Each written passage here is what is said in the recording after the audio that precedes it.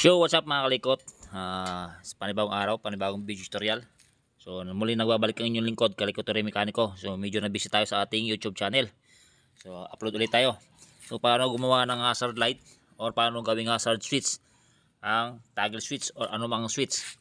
Yan, hazard light para sa ating motor. So, dapat mga kalikot, meron tayong dalawang diode.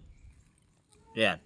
So, 6 amperes nung diode na to, nabibili sa mga electronic shop. Yan, itong diode. Yan. So, mayroong marking yan, silver. Ito. Ito, nabura na to. Pero may marking yan, silver mga kalikot. Yan. Tapos itong may malaking portion na black o yung walang marking na silver. So, pag didikitin natin yan. Yan, pag didikitin natin, then, lalagyan natin na siya ng wire. Tapos, dito natin ikakabit sa sa isang pin or isang terminal ng ating toggle switch. Malabo yung camera. Yan. Tapos itong isang pin or isang terminal ng ating toggle switch, lalagyan din natin ng wire. Yan. So make it sure, balutan nyo ng electrical tape or pwede nyo rin isolda. Yan. Para siguradong walang lost contact, hindi siya mag-short. So ito mga kalikot, lalagyan natin or i-connect natin sa main supply ng ating left and right signal light, which is yung galing sa plus relay. Diba yung plus relay mayroon yan marking B tsaka L, yung sa L yan. Or para di ka magulo, diba sa ating dito sa ating left and right signal switch, yung common wire nyan yung gitna, so yun yung galing sa ating plus relay, yung letter L. Yan. So sa mga Honda brand, China brand na motorsiklo is color gray.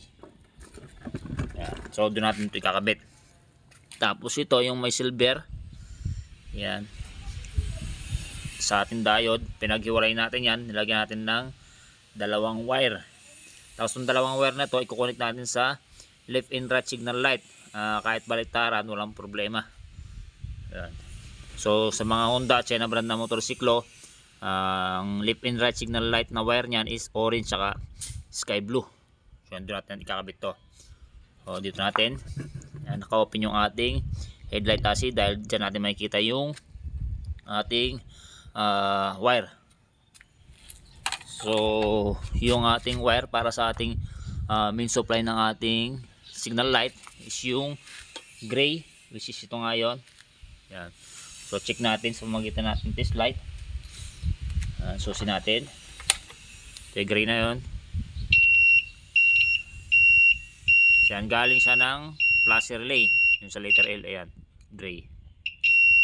Tapos ito naman, itong orange, ito, orange wire. Wait lang. Itong orange wire na to, ito yung sa left signal light natin. Yan. Yan din gagamitin natin. Tapos itong sky blue, ito yung sa ating right signal light wire. So dyan natin kukunik yung magkahiwalay na ito, yung galing sa diode. Unahin natin ito, isang wire or isang pin ng ating switch on off or toggle switch dito sa ating gray. Yan. Yung galing sa plus relay. Yan. So inuulit ko, make it sure dapat naka electrical tape or dapat sinusolda. Yan, or kung meron kang shrinkable tube, yan, pwede yan mga kalikot. Okay, then itong dalawang wire na to, susuksok lang natin. Yan. Pero kung kayong gagawa, patay mo natin. Kung kayong gagawa mga kalikot, splice nyo or duktong nyo na maigi para iwas grounded, iwas lost contact. Yan, ikabit na natin sa orange. Next natin to sa sky blue. Yan, sa ating right signal light. Yan. So ganun lang kasimple mga kalikot. Yan. So toggle switch. Yan, para sa ating hazard light.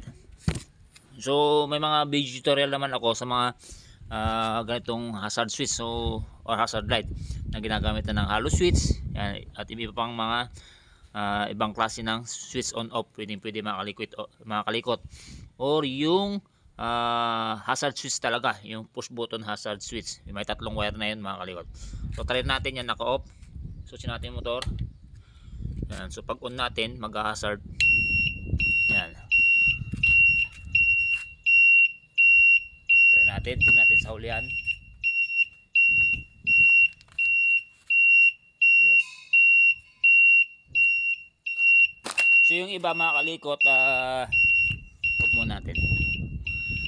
Sa ibang mga motor, hindi gagana yung hazard light nya kapag mga genuine o original yung flash relay. So kailangan palitan ng replacement na flash relay para gumana yung kanyang hazard light. So ganoon lang mga kalikot, ka-basic, kasimple